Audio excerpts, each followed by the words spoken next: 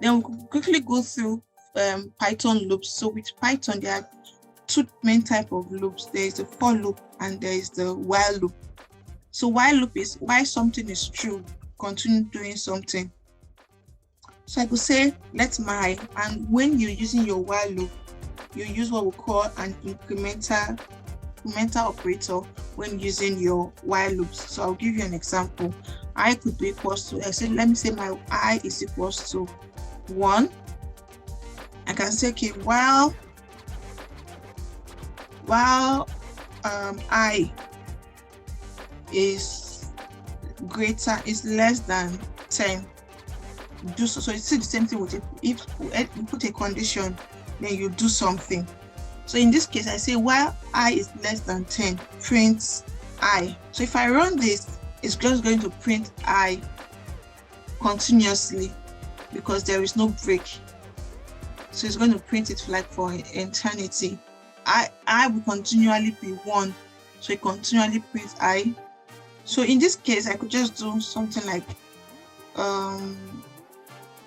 because if you leave this continually to print, you're going to print forever. So I will also do something called an incremental operator.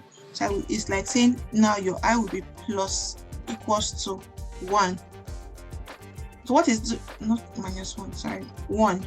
So what this does is after it goes through the first loop, the second loop is going to add 1 to your I. So your I continues. So with every loop that goes through, your I continues increasing.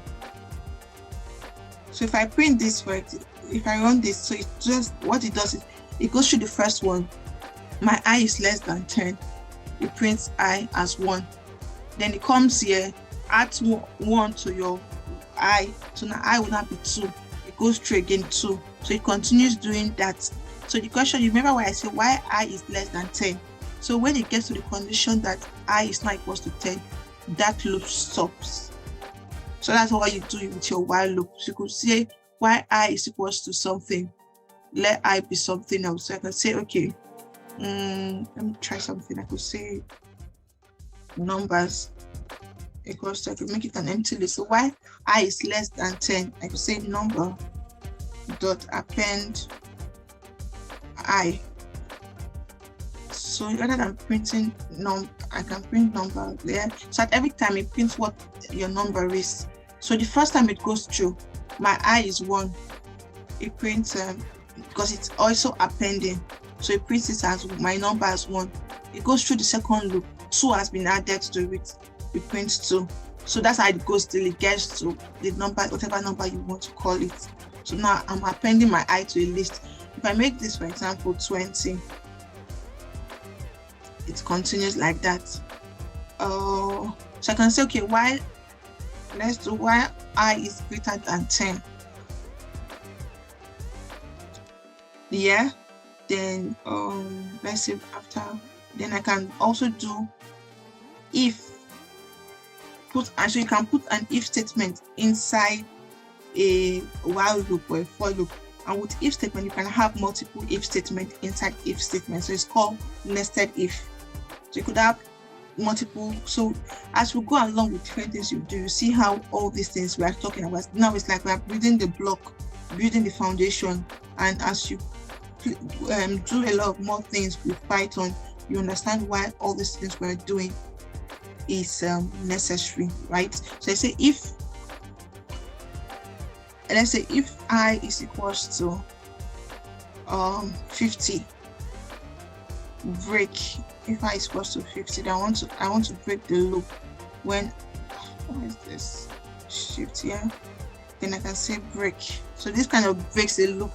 So what this does is, if this condition is met, this loop will be broken. You will not continue. So rather than having 1 1, let's make it 2 2 rather.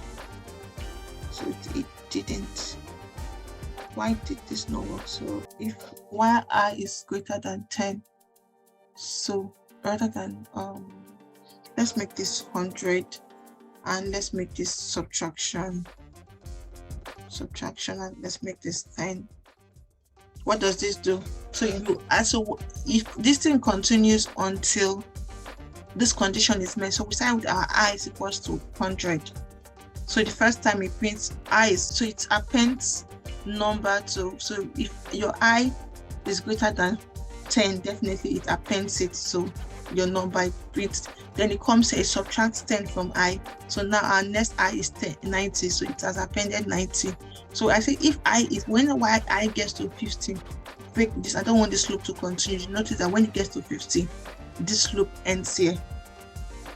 So that's how you use your while loops. So you could include if inside your while loops.